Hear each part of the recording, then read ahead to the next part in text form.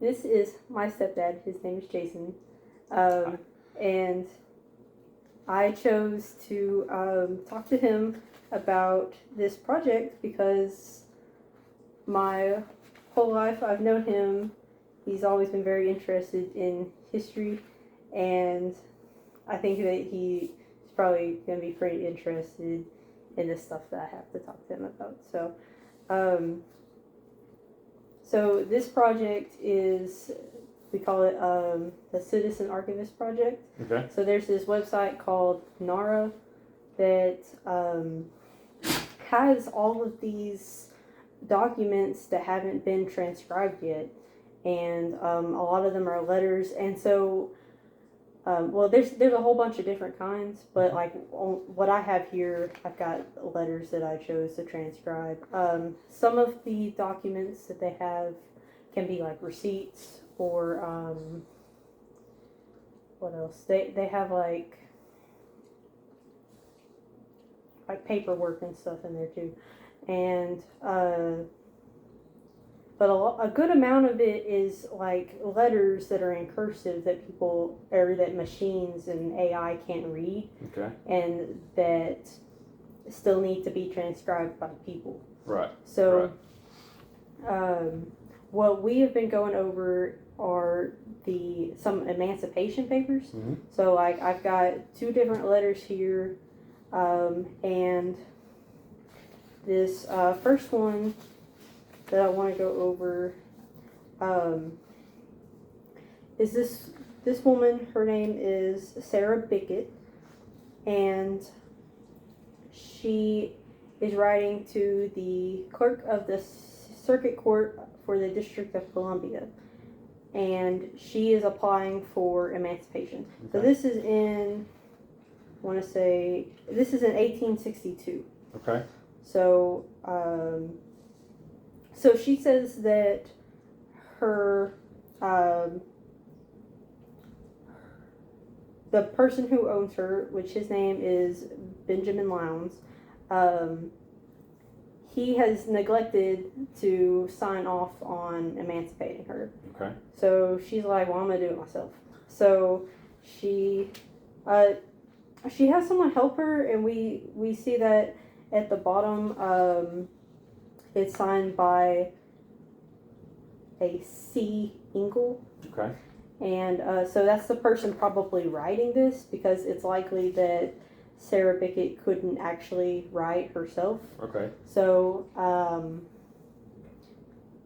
so it's written to John Smith, which actually a lot of the emancipation papers we have in here are letters written to John Smith.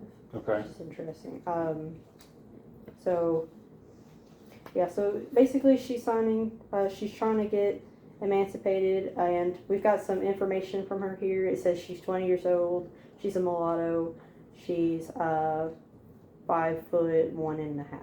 Okay. Yes. Okay. So we know all this about her. So that was pretty cool. And then, so the next one, which we've talked about a little already, is this letter to this person named Washington Childs, and who is an enslaved person at this time. I believe he is still enslaved at the time of this letter. So the person writing this letter is named, who I believe is named from what I transcribed, Thomas Withers. And so basically what the letter is saying is, hey, you owe me money, and I'm in need of money and groceries, so I'm going to need you to take this trip to where I am at, and I need you to do this for me. But not only that, but it also says that what's really interesting about this one is that this person, Thomas, who's writing this, is saying, my worst master, so probably like my most cruel master, is coming back to Washington, to where I'm at. And so we actually have the name of that person for the transcription, and his name is Mr. Charles West. And it says like where he lives and stuff, which is cool. And then, so what this implies is that it is possible that, oh, well, I forgot something. So it also says in the paper, in the letter, that, like, I will sign your papers when you get here. And ensure, like, that your trip here doesn't cost you anything, you know, stuff like that. So he says all this stuff, but what that implies is that Thomas has some sort of control over Washington, and maybe even possibly at one point owns Washington, which is really interesting because if what I transcribed is correct, Washington himself is owned by somebody, or has been owned by somebody. So what could be possibly said here is that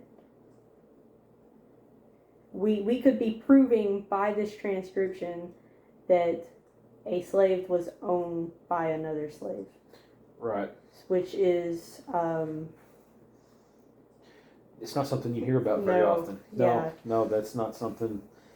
It's not something that you see. It was probably very rare. Yeah. So. Yeah. Really rare. So, I also wanted to talk about, like, my challenges transcribing this. So if, like, you want to look at this, that's what I had to transcribe. And it was really difficult to do for me, especially because, like, I didn't grow up reading cursive at all. I did grow up reading cursive, and some of this is very hard to read. I mean, it's, but it was written over 100 years ago, so right. I mean, that's still. And the grammar is not great in some of these, and like this letter that is written to John Smith, who's not written like by the enslaved person, is a little easier to read. Right. But this letter written by an enslaved person, who I assume must be an enslaved person from what I transcribed, it's a little harder to read. And some things are abbreviated, some things are just misspelled, even locations and stuff. So, but a way that I was able to transcribe this stuff, even though it was difficult, was like compare letters together. So like if I was able to figure out one word, like, I don't know, this says good. Okay. So I know that the G is going to look like this. Like I can obviously tell that that this is good just from the way it looks. Right. So I know a G looks like this and a D looks like this. So then I'm down here looking at, what else? So like there's good with the G and then there's sugar, so you see the G's. Right. So like if I was having a hard time reading sugar, I could compare this G, and that helps me know what the word is. Yeah. So I had a really hard time with like F's and some of the T's, like the lowercase. Like the T's at the beginning of words were kind of difficult to me. Okay. It's like, yeah. So, and then like that word, I had a terrible time figuring out what that word was. The first one? Yeah, which I'm pretty sure it says flat rock. but I could be wrong. It's Stafford. It's Stafford? And the only reason I know that, Okay. the only reason I know that, because this is written around the D.C. area. Yeah. And I spent some time there Oh at my Stafford, gosh. Virginia. So I know Are you that's serious? Stafford, yeah. Okay. That Stafford, makes a lot more sense than So Flat he's giving Rock. you his location and then Yeah. his date, and then he launches into the letter. So that's Okay. where he's at, and that's where. Well, now I can fix my transcription. That's Yeah. great. Yeah. Yeah, well, I'm glad you looked at that. This one, I spent, I don't know. At first, I was looking at that and I just wrote illegible. And then there's probably several things in my transcriptions that are wrong, but I just, did what I could. Now that you said that, it looks obvious. Yeah. Once somebody points it out to you, you can clearly see it. But that's the only reason I know that. That's cool. Alright, so yeah, so I don't talk about anything else. I feel like this project has, I mean, the class in a whole, but even just this project itself has made me like probably a better person. It's honestly like just reading about the life of an enslaved person trying to get emancipated is crazy. And just even if it doesn't dive deep into some of the details about that, you can, I mean, like just even little things like,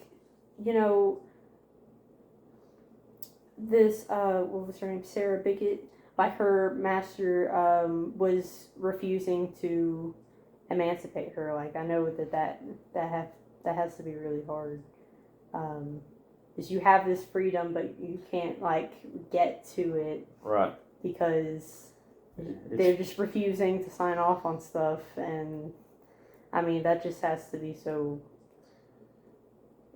incredibly frustrating. Yeah, no, it has to be. It has to be. That's it's hard to imagine and put yourself in those shoes and really think about that. But you can read these letters and you get a snapshot of their everyday life. Right. And Yes. Yeah. So last thing I wanted to say was that this project is, even though we just did it as a project for class, I was able to contribute to something outside of the class, and that was really cool. So I'm contributing to like a larger. Yeah, no, that is really cool. Like that's just really cool. That's a piece of history that happened here, and you just transcribed it, so now they can put it in some digital archives so anybody can read it anytime they want. Yeah, it's really cool. Like I can't believe I'm the first person to really read this text. Yeah. Like I can't believe nobody else has really. I mean, somebody might have skimmed at it, but nobody sat down and transcribed it word for word. I'm the first person to do that, so that's really neat. That is. Alrighty. Well, thank you. Well, you're welcome. Appreciate you. Glad you let me read it. Yes.